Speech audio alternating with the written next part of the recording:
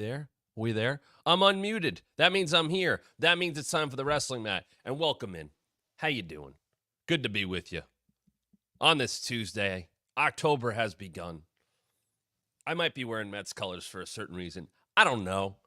It is October. It is a lot of stuff of wrestling and sports and entertainment and all that. And we're going to get to it today right here on the Wrestling Mat, thewrestlingmatshow.com. Please be a subscriber if you're not yet. Please subscribe to the podcast where you get those, wherever you get them on the Believe Network. Come on over. Hey, you want to get a little extra? You want to get a little bit more? If you become a Matt member and you're at the Matt Camper level or higher, tonight we are watching NXT debuting on the CW right here on the Wrestling Mat. As the show goes, my live reaction, you get your questions in, anything you want to ask, anything you want to talk about as it relates to the show, we're going to get into it. Yesterday's show, I talked about what I thought could happen on NXT tonight, where they could be going. I had quite the idea for what could happen with Ethan Page after tonight. If he were to lose, by the way, if he were to lose the NXT championship tonight, perhaps he heads over to SmackDown to maybe have a potential rivalry with a returning AJ Styles. Hey, if you want to know more about that, we debuted a new segment on yesterday's show. Go check it out, thewrestlingmatshow.com. It's called Matt Books. It is such an innovative and creative name. Matt Books. I laid out exactly how I would bring Ethan Page to SmackDown along with AJ Styles on Friday, how it could fill a gap that is needed on the SmackDown roster. We had a show last week where I discussed what NXT has gotten over the last 5 years out of their show. How has it changed? And what are we going to get going into tonight?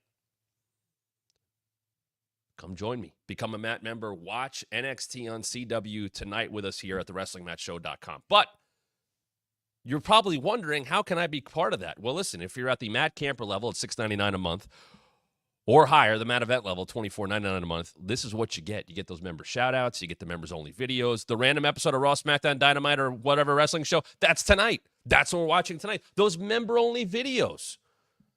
You know what you got in the last couple of days from me?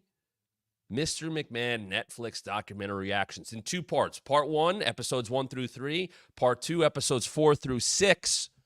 We did it yesterday. And if you're a Matt member and you missed it, you can go back and watch it. But if you want to catch that stuff, the Matt Camper level or higher. Nerdy Dude just said, get that hot merch or get that merch. If you're a Matt member at any level, you go to prowrestlingtees.com/thewrestlingmat. You can go get the shirt, and if you're a Matt member at any level, you get discount on that. Head over to our membership tab on YouTube. And by the way, I've heard through the grapevine that there are new colors going up of the Wrestling Mat merch. Something to keep an eye out. We will certainly let you know more about that on this show and on our social media, where you should be following us at WrestlingMat23, Instagram and Twitter, The Matt Camp, Instagram and Twitter. Come join us. Let's see. Who do we got here? Relitza. Did I get it right? I think I did. Phil, Nerdy Dude, Rob, B-May, what's up? Good to have all you here. What's up, boys? Survived the hurricane just for the Wrestling Mat. B-May, I hope you are doing okay. I am glad to hear that, and I am certainly thinking of the many, many people that were affected by these natural disasters that took place over the last few days. I have lived through them myself, living in the South Jersey area and being evacuated. I know how scary that is.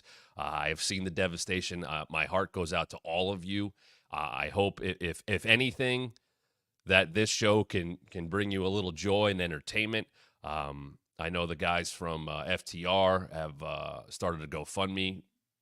And definitely go to Ted Dax, and I know they've hit a lot of big numbers on that. But there's many ways that you can contribute, and go find out the way you want to do so. But I'm certainly thinking of all those people. I know a lot of people affected by that, whether it be devastation or travel or being separated from loved ones. So thinking of everybody going through that right now, whether it's B-May or anybody else.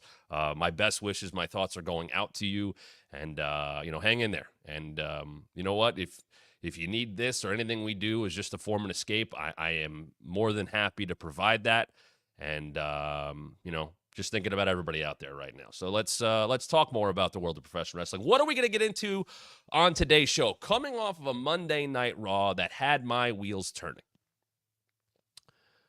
Not necessarily about the content, but the concepts behind the content. And I like to go a little deeper on this stuff. So, first of all, the show ends with exactly what I think everybody had hoped for. Braun Strowman, Bronson Reed, last monster standing, absolute mayhem. A couple people picked up on it. I kind of thought it was going to happen. The ring break spot, there's a tell when you look at the ring post.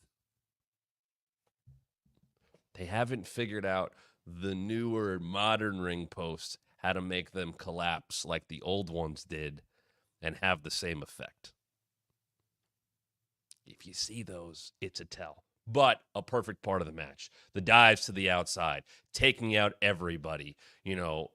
Ladders, chairs, barricades, people getting in the... Very much don't get in these guys' way or you're in the line of fire and something crazy is going to happen. Did that and does that make you wonder or make you yearn for the return of Crash TV? Spectacles, moments. Crash TV was Stone Cold Steve Austin driving a Zamboni truck, crushing the Rock's Lincoln Continental with a monster truck, driving his pickup to the ring, the Zamboni, you name it. Going to Brian Pillman's house with a good Crash TV. Oh my God, what's going to happen? I have to watch this. Or what is this spectacle? I think I learned something from this entire angle that I'm going to talk about later on the show. Speaking of booking for television, last night we found out that not at Bad Blood, but next week on USA Network, on Monday Night Raw, Gunther will defend the World Heavyweight Championship against Sami Zayn. A match booked for television, not for a premium live event. Much like this Friday, we're going to see a triple threat tag team ladder match with the titles on the line between the Street Profits, DIY, and the Bloodline on SmackDown the night before the PLE. How important is it to be booking matches that are PLE level for television? How important is that to both the short and long-term future of the pro wrestling business? And that's not just for Monday Night Raw. That's not just for WWE. That's for AEW or TNA or anybody. And why is it important to have those matches, but also not lose the attraction and the specialness of having those matches not presented on a PLE? And by that I mean, does it take away if a world title match or a title match is booked on television versus a PLE? Does it lose any prestige? I'll get into that coming up. Adam Pearce had a very interesting social media post yesterday. And it gave me a thought that perhaps Raw versus SmackDown at Survivor Series could be coming back to the forefront. Hasn't been that way in a few years. It's been War Games.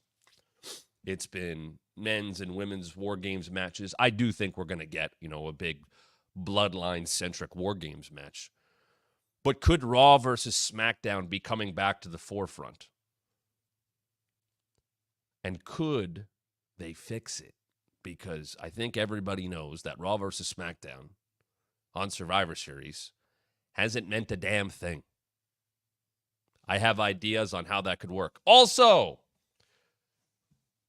will tomorrow night be the night?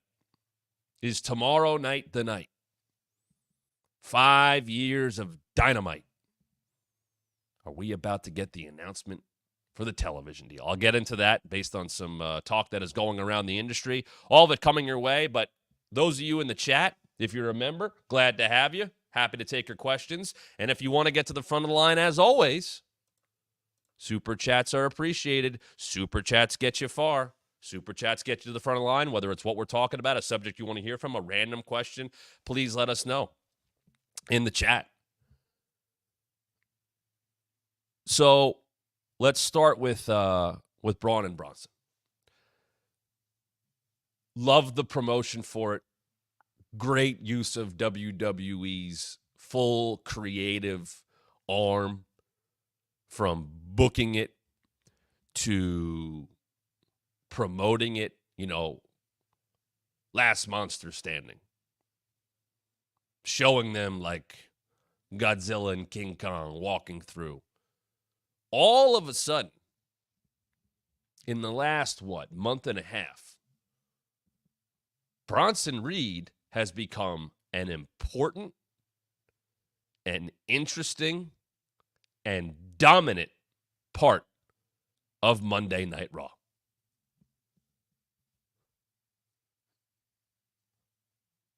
I dealt with promoting Bronson Reed when I worked there. All that he got was, call him big. Big Bronson Reed. Okay? And always, from his time as Jonah Rock, when I watched him before WWE, always a great worker. Knows how to get the most out of his body, which is obviously a bowling ball. He's a large man. You book him accordingly. They have made Bronson Reed into a very interesting part of the show because of how he's been presented. And how did you get that going? You had him take out Seth Rollins. You aimed him at R-Truth and The Miz, who were at the time were a babyface team. You then aimed him at Braun Strowman, a babyface monster. And now you've gone along with that. And Bronson Reed and Braun Strowman have gotten the best out of each other. I have always believed that Braun Strowman is booked best as a cartoon character. And when we talk about the Crash TV, think of the spectacles that he was involved in. Knocking stuff over, pushing stuff over, flipping cars, all of that stuff. Feats of strength that only he could do. And it made me think about how pro wrestling in the last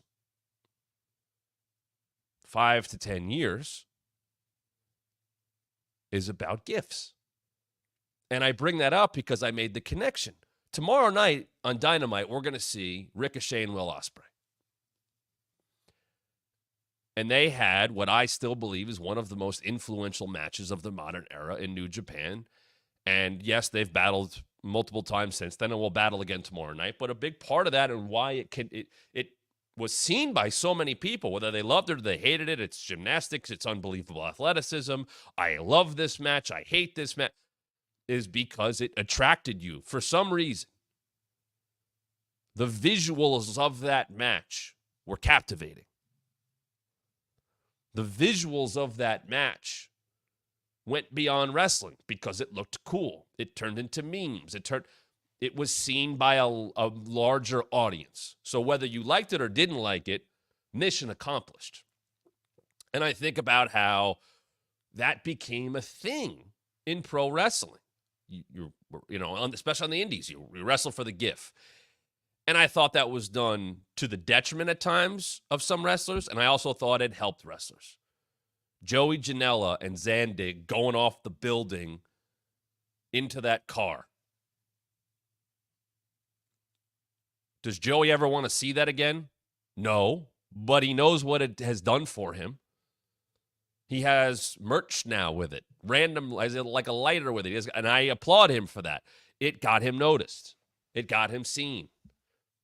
It got him booked on top of that. Now, you still have to add on to that. Joaquin Wilde. The launch spot. No offense to him, but he is a member of the LWO. He doesn't get time to talk. He's not a featured member. How do you make your moments count? Well, you create a moment like that. And I think that's what we can learn from all of this. How do you catch people's eye? It's not necessarily just about flippy stuff and 450s and planches to the outside and lucha reversals and all that. No.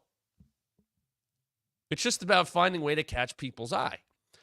And I think for a long time in wrestling, I think really since maybe the work in the ring has now gotten more magnified and more important, and the shows are 2 to 3 hours long, you need to have multiple segment matches. And the in-ring work, while still probably not the most important thing, its character work is the most important thing, but you have to be able to have good matches. You have to be able to take up time. You have to be able to have a 2-segment match, to tell your story. And I think that has gotten away from what it used to be, as we have seen in the Mr. McMahon doc in the 80s and 90s of big guy wrestlers. Big guy wrestlers. Big guys in wrestling, and I brought this up about AEW, it's not a regular thing anymore. Or, dare I say, they've become tougher to book because the talent around them isn't as big. Hulk Hogan was 6'6". You could throw King Kong Bundy and Earthquake and all these and Taker and big guys at him. Now, yeah, wrestlers are smaller. It's not a bad thing. It's just now, how do we adjust the booking? Well, maybe it's not as believable to see a smaller guy against a big Braun Strowman. So maybe that takes you out of the moment. And it's the same thing for females. There are some very small females that go up against bigger ones, and I go, I don't believe those strikes. Doesn't mean they're not valuable. It's, okay, how do you book that better? And I think what we've seen from Braun and Bronson,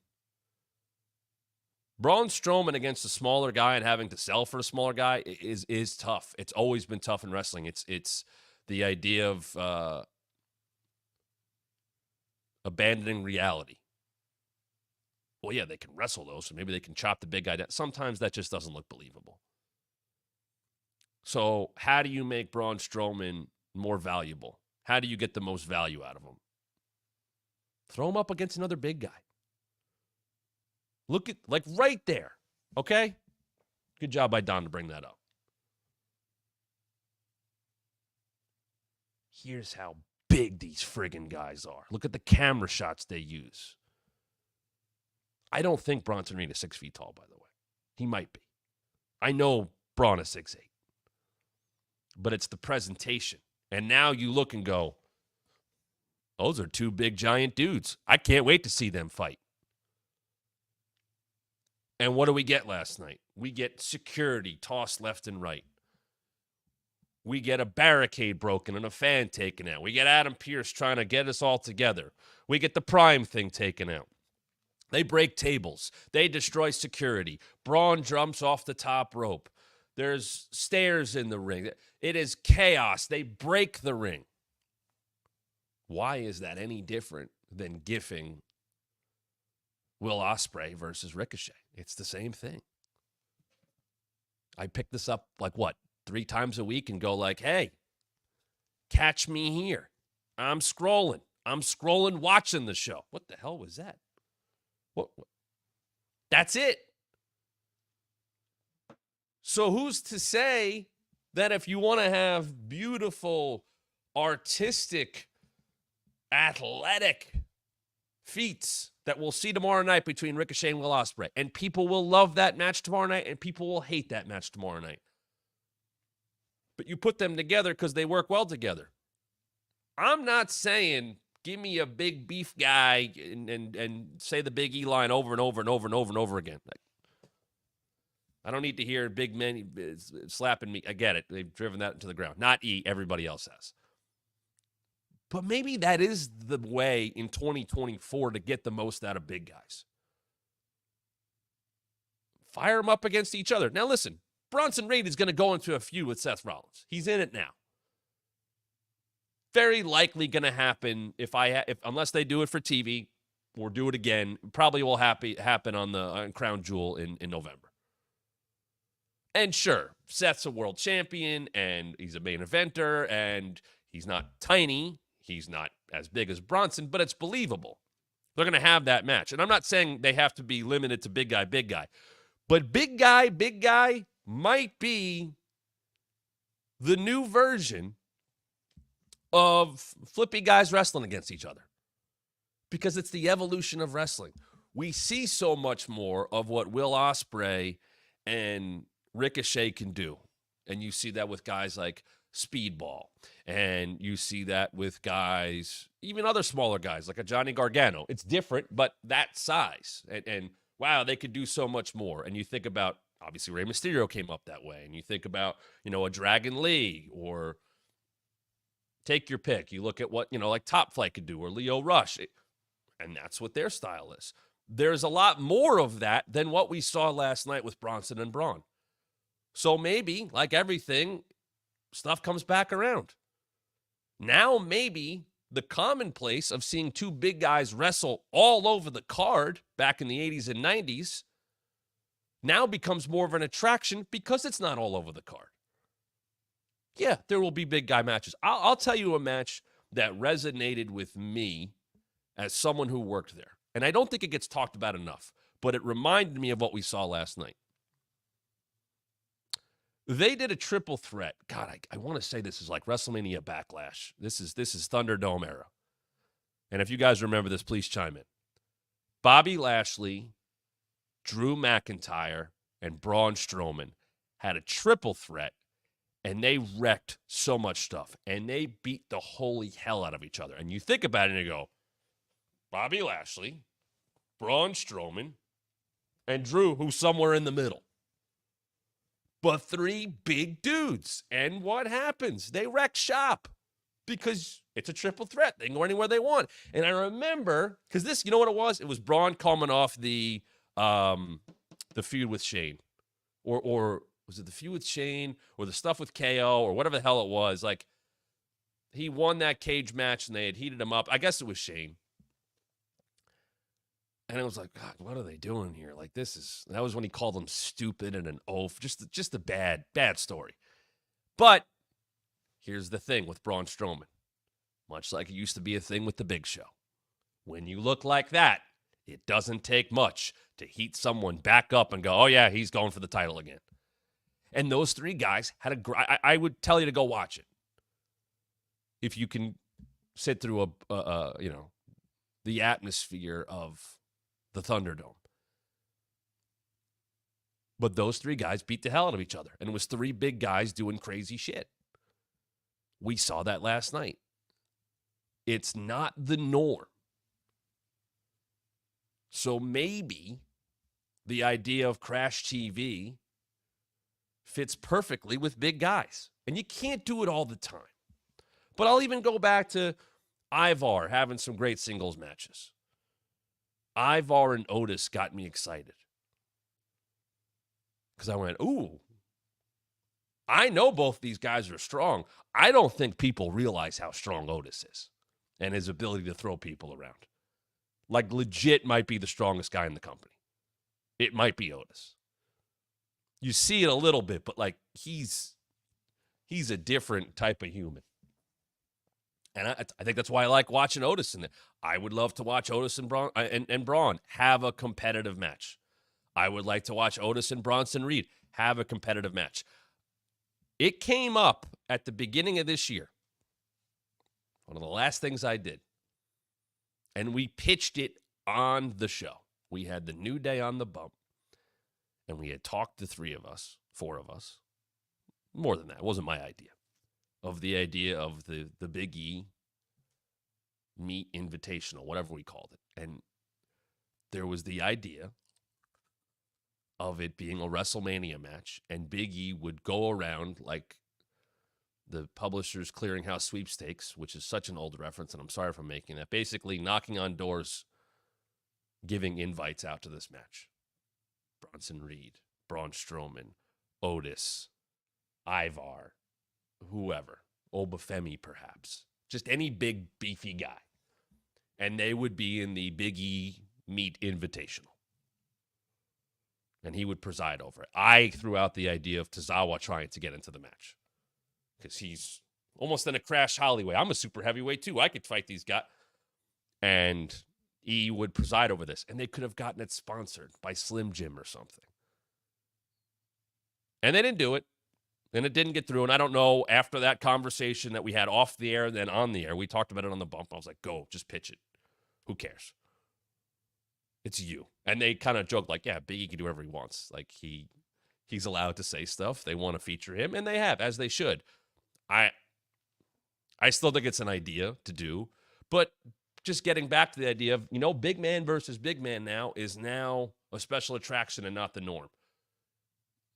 So that's the revolution, the evolution of wrestling coming back around. And why I know it works? Because I had my ears open last night, and I've had my ears open for the entire feud. I think that stuff might connect better with the live crowd than almost anything else, just in terms of matches. Because it's pretty much a guarantee, just based on their size alone, that when they run into each other, chaos will happen. Crashes will happen. Things will get destroyed. That is a great match to fire up a live crowd. And like I said, you can't do it all the time. But there is something to learn from what we have seen between those two guys of, hey, this is working. How else do we make this work? Because I don't think we're going to see Seth Rollins and Bronson Reed have that kind of match. There will be revenge on their mind. There will be intensity. But Bronson's going to have to sell for Seth.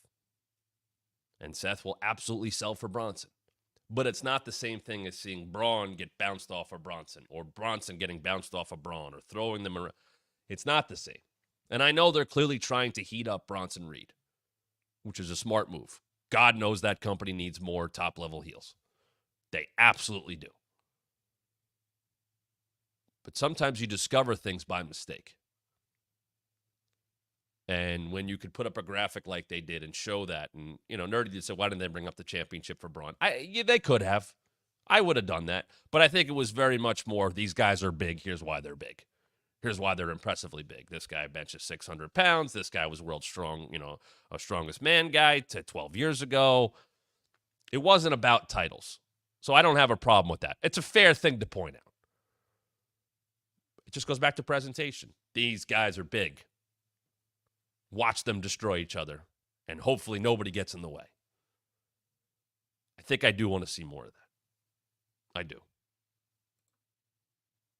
Let's get to, hold on. I just saw a comment I want to put up. Oh, from Nerdy Dude. Let's see. Thank you, Nerdy Dude. Matt, it's great we get new colors for the shirts, but what about hoodies? Fall's approaching. What about Wrestling Matt ugly Christmas sweaters? So here's what I have maybe heard about that. The more that gets purchased, and I think it may have something to do with how much gets bought and hitting certain criteria, more things become available. So buy your shirts, and like anything, more stuff becomes available. Like I said here, the more subscribers we have, the more we build this up, the more I can do. It's kind of the same way with Pro Wrestling Tees. ProWrestlingTees.com/TheWrestlingMat. New colors of shirts should be up. If they're not up right now, they will be up imminently. But yeah, the more that we sell, the more that gets unlocked for you guys is basically how it's been presented to me. So hoodies, etc. Yeah, make that happen. Are you going to get TP merch like Dominic? That is such that is such good shit. And it would be used in such a way. Not everybody can do that. I would look at that, though. I think Cardona commented on it because it felt like something he would put out. It's genius. Do I want to use WWE overpriced toilet paper in my bathroom? No, but you know what? There will be people that purchase that. And there will be people that are going to happily use Dominic's face to take care of their morning constitution. If anything, it's fun. If anything, it's something you buy and you hold up. Will it start to get thrown at shows? I don't know if WWE wants that, but that, how many people got, toilet paper? It would happen to MJF on the indies. And, because streamers were a big thing. They used to be a big thing in Japan. They were Ring of Honor, and then they became an indie thing. The idea of, I think Rhea wrapping Dom in that toilet paper would have been something I might have done last night. A, to sell the match, and B, to sell the merch. It's a great idea. It's fun. That is pro wrestling to me. Troy says it can't be soft. Oh, yeah. To paraphrase Leon from Curb Your Enthusiasm, it's that Port Authority stuff. It's that rough toilet paper. That's the one-ply stuff. Just crumples as soon as it touches your body. You need like 9 sheets of it just to get any kind of work done. And that's gross enough, and I'm sorry I've spoken that much. But I've said it on this show. I said it in the podcast with LaGreca last week for Busted Open about the Mr. McMahon doc of, he hated pro wrestling, called it sports entertainment. It's the same thing. It's just Vince branding it. He branded his pro wrestling sports entertainment. Sports entertainment is pro wrestling. Pro wrestling is not what happens in the ring. It's everything else. It's everything. Pro wrestling is different from amateur wrestling in that there's entrance music and storylines, and it's not it's scripted and there's characters. Pro wrestling is all that. Vince just branded it sports entertainment. Joseph said for $12.99, that shit better be 2-ply. Is it $12.99? Is it $12.99? Do you get a 4-pack or just one? And I know that stuff costs money, and once again, people will pay it. But that's genius. If I was on the indies, I would, and I was a heel, or I was going up against, I would absolutely look into getting that made. 100%. I would absolutely look into getting that made. That's the kind of out-of-the-box thinking you need to have in pro wrestling these days. That you see it and you go, what? Why? Per roll. And it is per roll. $12.99 per roll. As if the tickets weren't being sold for high enough prices. We'll take 13 of your dollars plus shipping and handling and tax for toilet paper of our biggest heel on Raw. 1-ply because of kayfabe. That's good. That's good. Oh, there it is. Goodness. Oh, God, I hope nobody posts pictures of that. Let me say this. Decorated. I don't need any used shots. And I shouldn't even say that because I'm probably giving people the idea. Pro wrestling at its finest right there. Dirty Dom toilet paper. Moving on into other parts of Monday Night Raw. Last night, Sami Zayn continued his pursuit of a world title match with Gunther. And he got it. How? He got it by doing what Gunther has done to so many baby faces that he has looked at. He tears them down with his words. He gets personal. He builds them up. His words bite, they tear down. It's one of the best things that he does. It's why I think Gunther has taken a jump to the main event scene and been able to carry himself in such a way, because he can go out there and cut a promo that really only he cuts. It's simple, but his words, there's no wasted words with him. Obviously, his strength is in the ring. But he won't come out there and cut a 15-minute promo just for the sake of it and say maybe 2 things that matter. He's getting his point across, and when he has somebody standing opposite of him, he'll build that person up and then be able to tear them down and do so with a lot of truth. And because he's a heel, the truth bites even a little bit more, and he'll twist that knife. And there's always elements of truth in a good heel.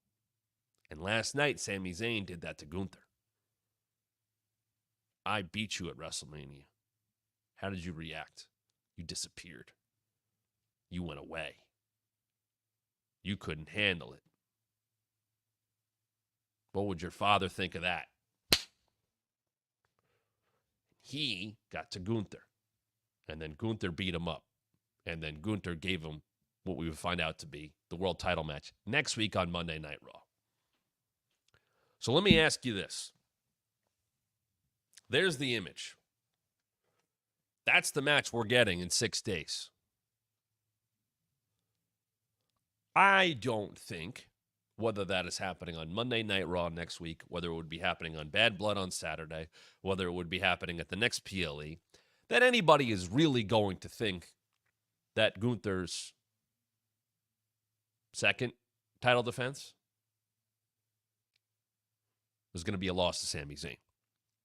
Sami Zayn is the right guy to put against him. Sami Zayn has a kayfabe story right to the match. He beat the guy for the IC title. He's got the only win against Gunther. So we're getting that match. Now I'll ask you guys and girls in the chat, does that match feel lesser than because it's happening on Monday Night Raw?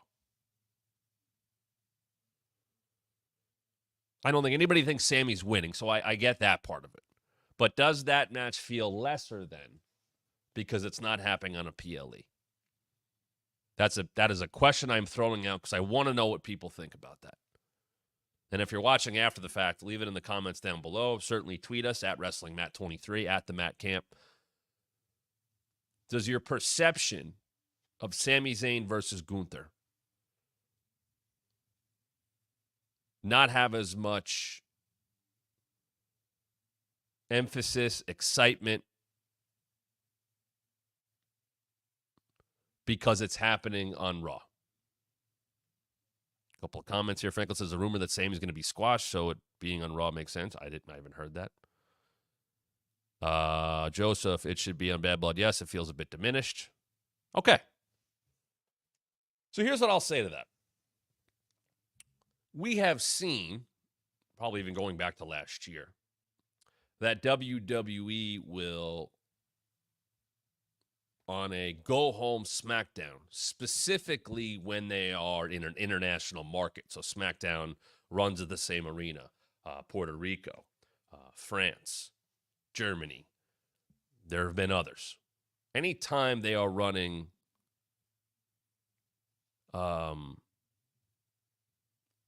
back-to-back nights in the same place, they have been loading up these SmackDowns with matches that perhaps could have made the PLE the next day.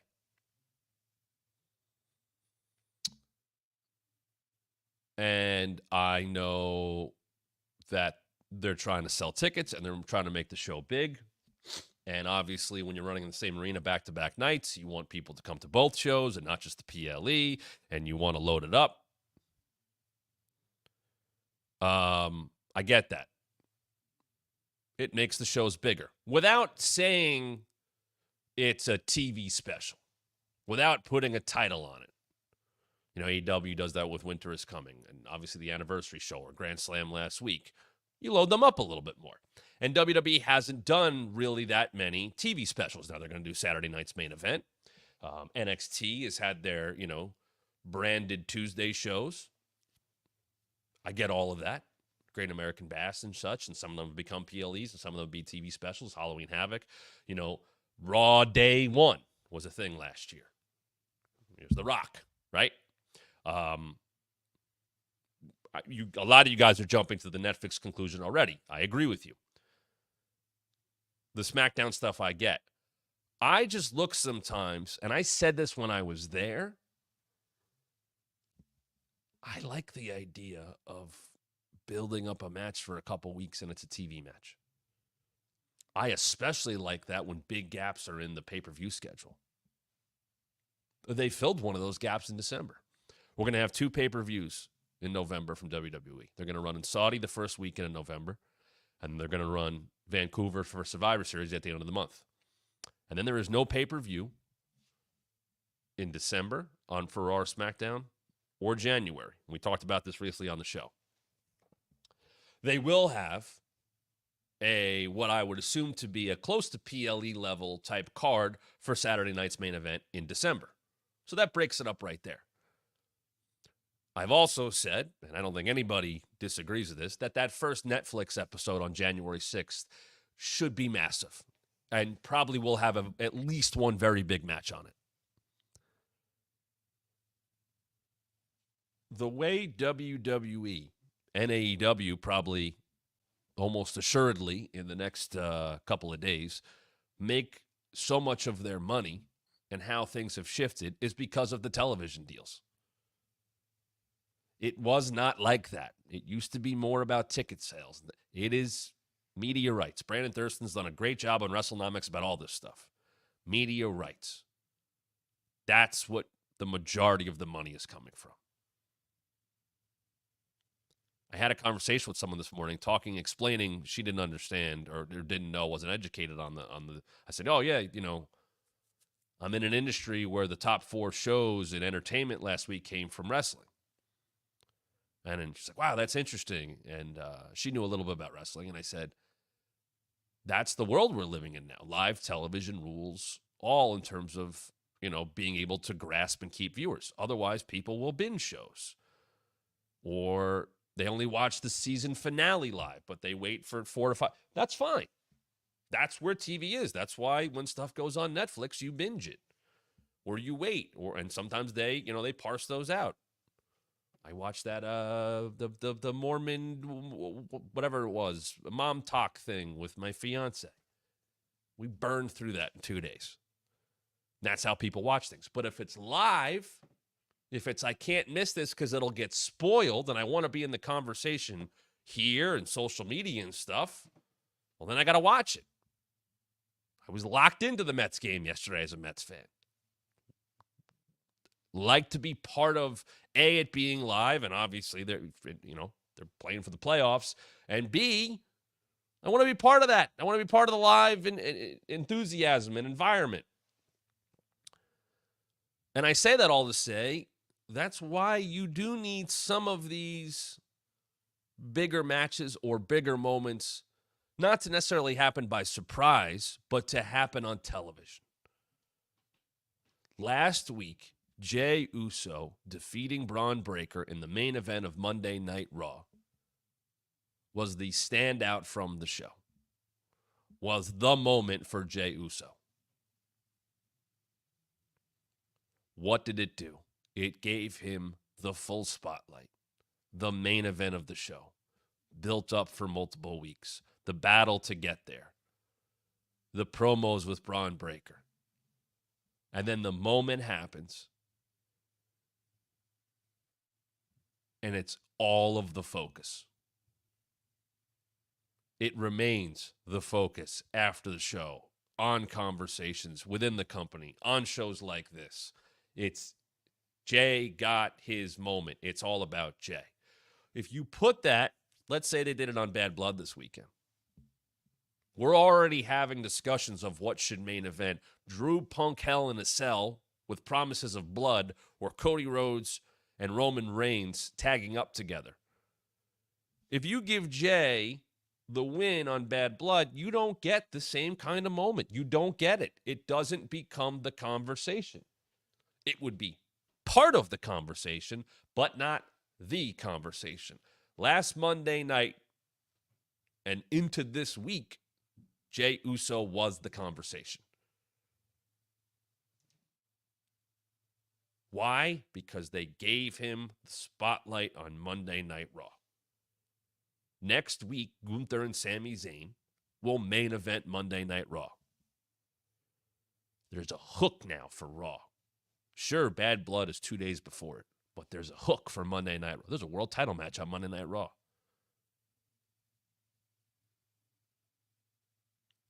I am all for promoting matches ahead of time. We just found out last night via an Instagram promo that is now since all over social media that Bryan Danielson's going to wrestle Kazuchika Okada tomorrow night on the 5th anniversary of Dynamite. With both titles on the line and 20 minutes of the Continental Championship, all that. And I go, okay. Now, Some people will say 2 days, and I would say that's fair. 2 days of promotion for Danielson Okada 3. I would also say there was no time to put that match together from coming off of last Wednesday's show.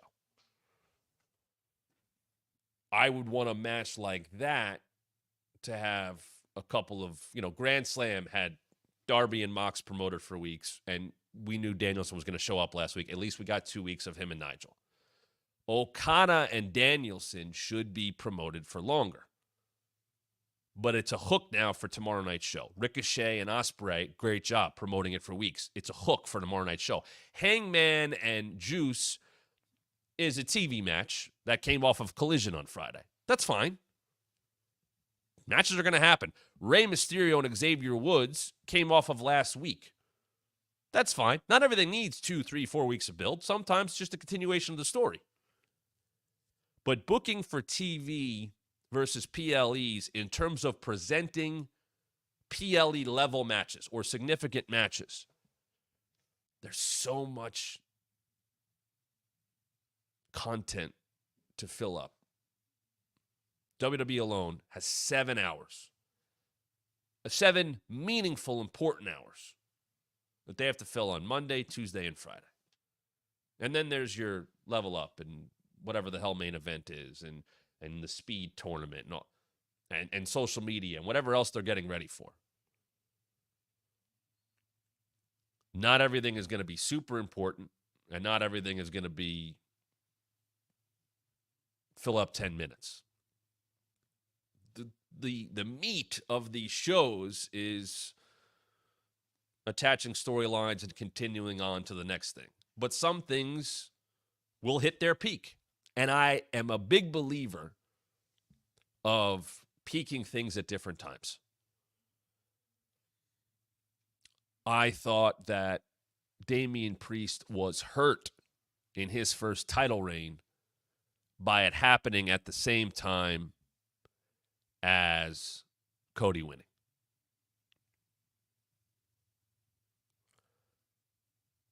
You're peaking, not only Cody winning the title, but also it being, like I said, a backdrop to Drew and Punk.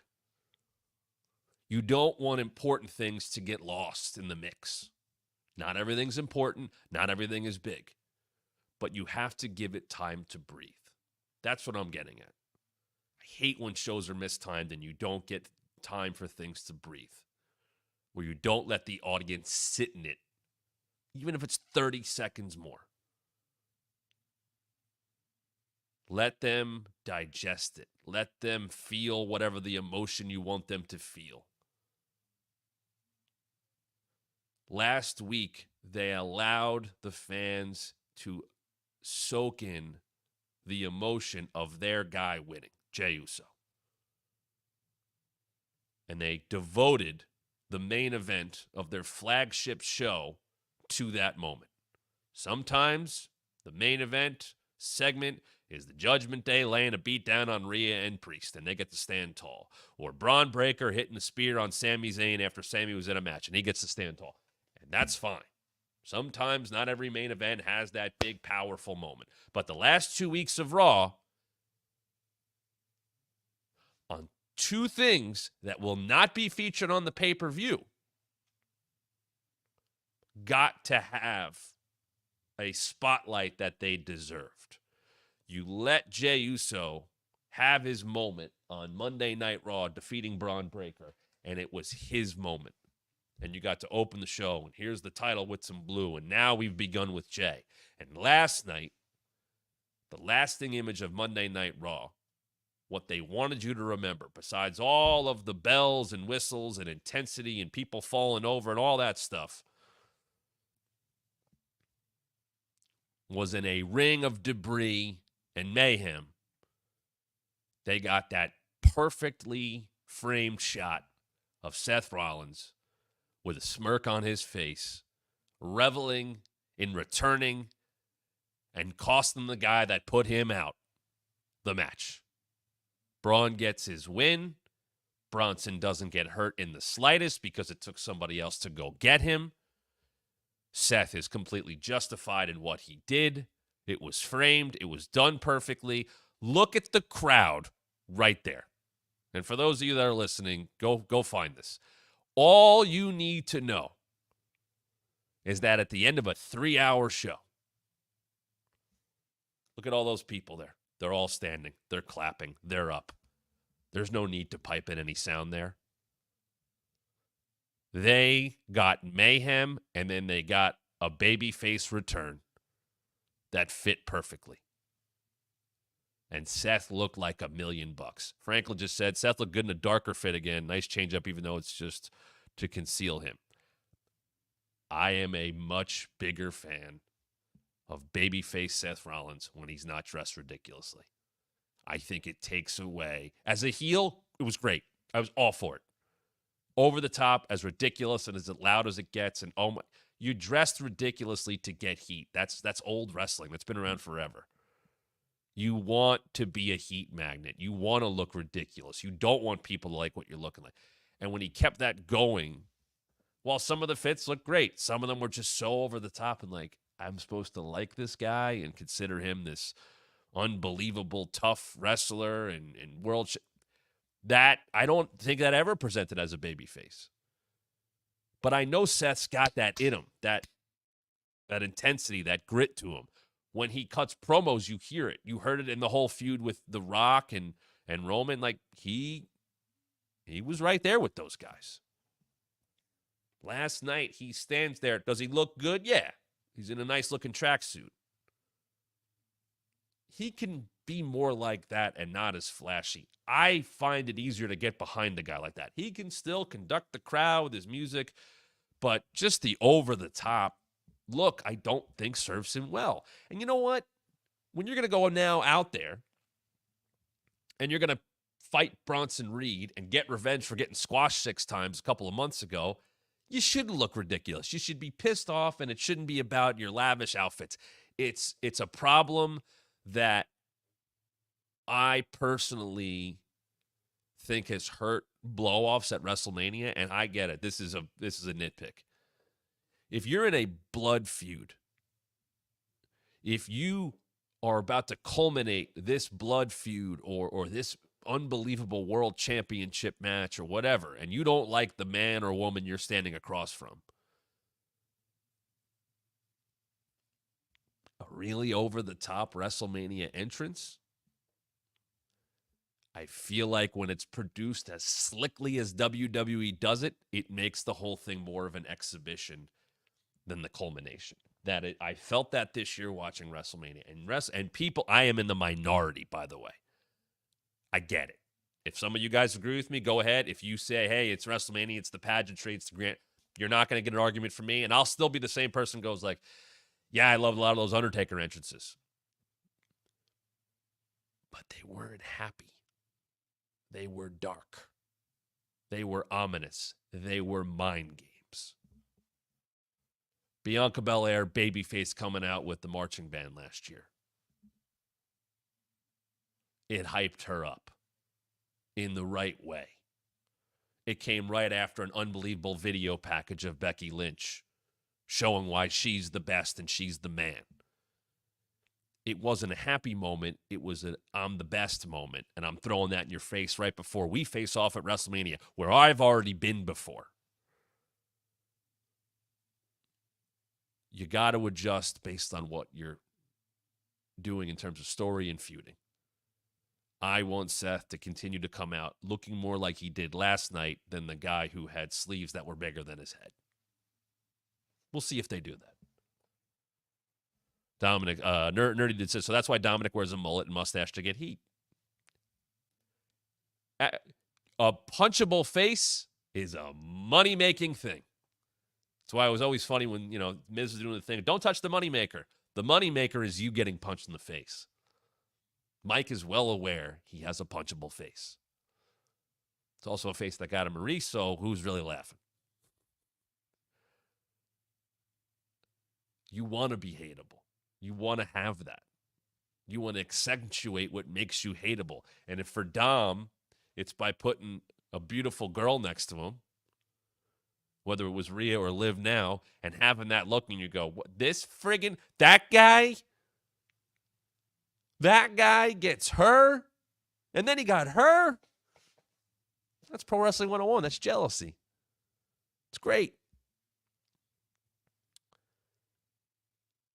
Couple quick things here. Adam Pearce put a post up on his, at least I saw it on Instagram. Adam's very good with his social media. And it was this video here. Everybody says Monday is chaotic. Go to his social media and pull this one up.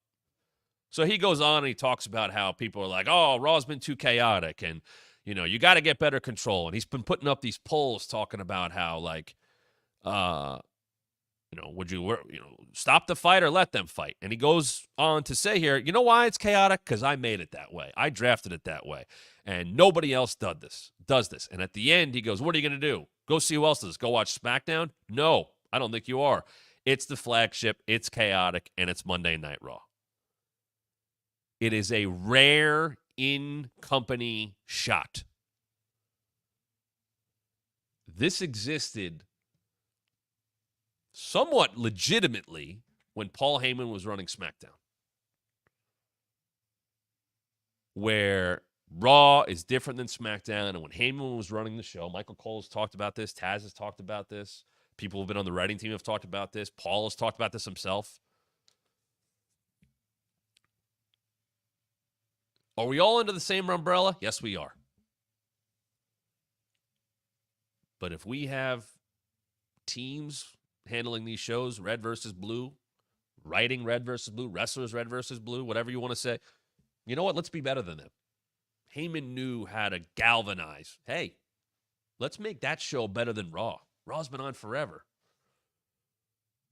Yeah, they're all getting paid by the same guy. But, hey, wait, Raw, we're better than them, right? You guys have pride in that.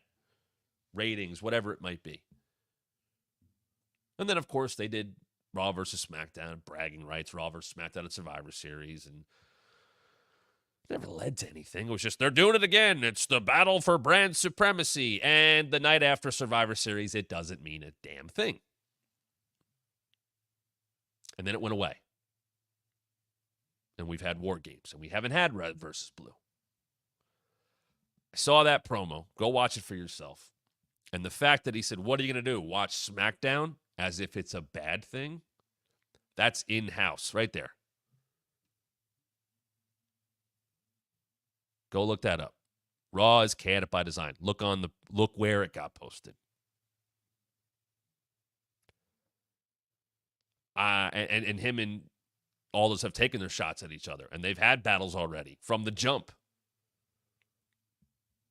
The fact that he posted it, that it was so, and Adam can edit his own stuff. Believe me, he's been doing it for years. There was an intent behind that, I think. And the shot at SmackDown at the end was the intent. All I am saying is if you're going to do Raw versus SmackDown and bring that back, I need stakes. I need consequences. If you want to do a 5 versus 5 or 4-on-4, Raw versus SmackDown, men versus women, give me stakes. Tell me that the winning team is guaranteed 5 of the last 10 spots in the Royal Rumble. Tell me that the survivors of the team are guaranteed spots in the Elimination Chamber. Because now, think of how much that could do. I want to, and the end goal is to get to WrestleMania, right? You put them in the Rumble, you put them in the Elimination Chamber. Now, you're almost starting WrestleMania stakes from the jump. And you could have not people who find common ground as friends trying to get on these teams. No. They want to get on these teams because in the end, it could lead to the ultimate goal. Championship at WrestleMania. So you can have qualifiers to who's going to be on the teams. But then there is an element of, well, they got to work together if they want to win. And whether you got eliminated or not, you earn one of those slots, or you have to remain, you have to be a survivor to earn one of those slots.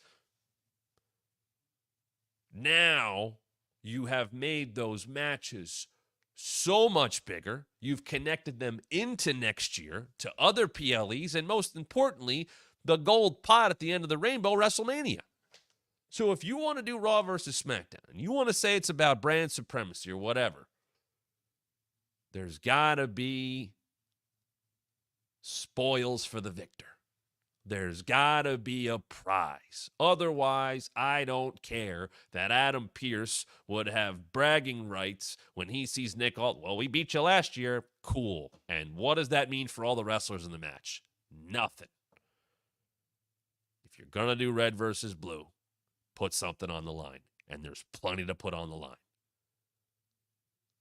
Give me stakes in a Raw versus SmackDown Survivor Series match.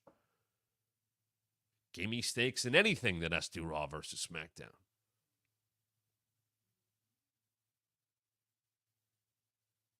Tell me why the match matters. And I don't think that's asking too much. I appreciated that they got away from Raw versus SmackDown because they were doing War Games and let's not just do it to do it. Great. I didn't love that, well, we're going to have a men's and a women's. They got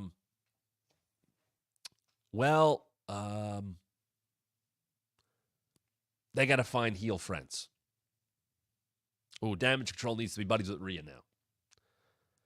I don't like when it comes together like that. I like when one team is assembled, especially a heel team, the Bloodline team. Okay, Kevin and Drew and Sheamus and whoever all going to be on the same side. They got to put their stuff aside.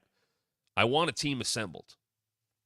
They've done some of those women's matches where both teams have to get assembled along the way. And it's like you're having this big, dangerous match, and it's not heated up enough to justify that. So don't do it just to do it. The other thing I would throw in, Roy just said, put Pearce and all this as captains. What if they have something to gain off of this? What if by next year, Raw on Netflix is 3 hours? SmackDown on USA is 3 hours.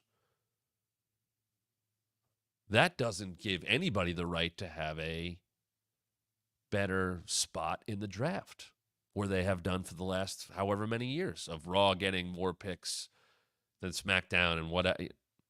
No, now you have even shows. So perhaps another caveat, another stipulation is whoever wins, you could have multiple matches throughout the night, whatever, whoever the most survivors, that show, in addition to the wrestlers getting a spot in the Rumble that's preferred or an Elimination Chamber, whatever it be, Nick Aldis or Adam Pearce could win the right to draft number 1 overall. Much like the All-Star game in baseball used to be about home field advantage, which was ridiculous because it was an exhibition game. But you could add just another aspect to the match. And by the way, all of this plays out over time. You win at Survivor Series. It plays out at the Rumble with spots. It plays out at Elimination Chamber. Oh, you could actually tell the story of that win at Survivor Series propelled them to the championship at WrestleMania next year. A match that happens at the end of November could have major implications from November all the way to April 19th and 20th in Las Vegas next year for WrestleMania. Now you've given people who invested their time and money in a November pay-per-view reason to stick around for January, February, March, and maybe that person who they invested in or they got to see watch in November pulls it off in April. And that, my friends, is how you get people to stay invested in your product. They got to pay off. They were rewarded for tuning in. They were rewarded for investing. And WWE can tell a story of someone who had to fight their way onto that team in November, and it paid off in April. And it's a hell of a way to make a star. Maybe it was just a social media promo. But I think under the current leadership and booking, Raw versus SmackDown can work with the right set of circumstances around it. Hopefully they're listening.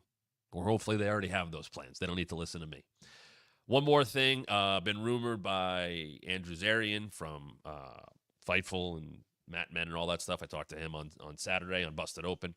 Also from Fightful, I think Sean Ross Sapp had it. The indications are a AEW TV deal is happening and going to get announced imminently. You can very much look at the calendar and see that tomorrow night it's the 5th anniversary. It would make sense to go, here's the announcement. We've talked about this plenty on this show. I'm not going to rehash it all. There's a lot of conversations about the WrestlingMatchShow.com and what we've done, talking about this TV deal. I will say it's got to probably be coming soon, and tomorrow night would make a lot of sense. And I do wonder if that would be something that might get announced first via a press release during the day tomorrow, and maybe more details come out on television. We will see. But just wanted to hit that.